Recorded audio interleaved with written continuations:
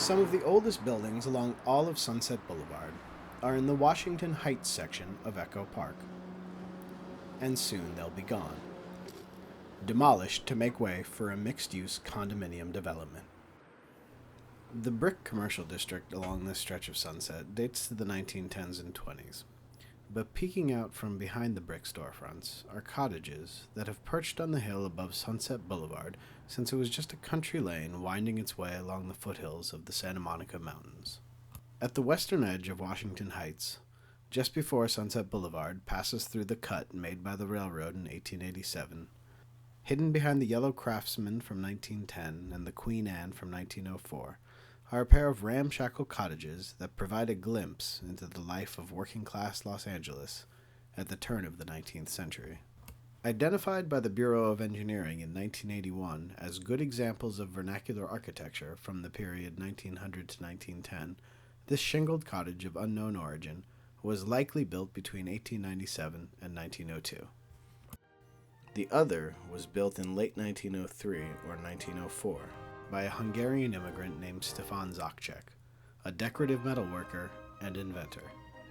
Here his daughter would grow from a little girl studying at the Los Angeles Conservatory of Music into a woman whose story would entwine with the history of Los Angeles in the 20th century, first as a silent film actress and theater director, then as a crusading defense attorney fighting for social justice. Anna Zacsek. Seen here at age 22 in a photograph by her friend, American photographer Edward Weston, had been plucked from the crowd of extras by the great silent film director DW Griffith to play Laura Keene, the actress on stage the night Lincoln was shot in The Birth of a Nation.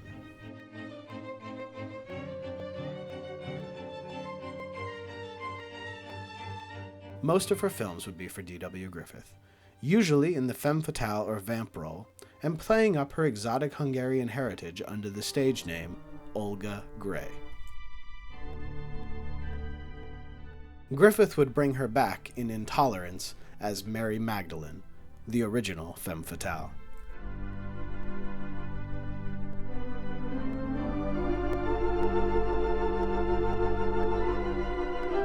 When the film roles dried up, she returned to the theater, directing the first dramatic play for African Americans in the history of Los Angeles theater, Africanus.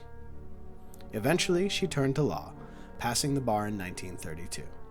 Newspapers around the country delighted in the novelty of an actress who had become a lawyer.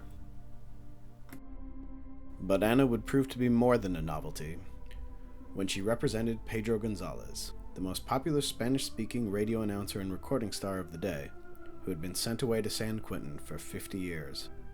In 1935, Gonzalez's accuser would confess to Anna Zacsek that she had perjured herself under pressure from Los Angeles city officials. Despite the confession, it would take Anna Zacsek another 5 years to win his release.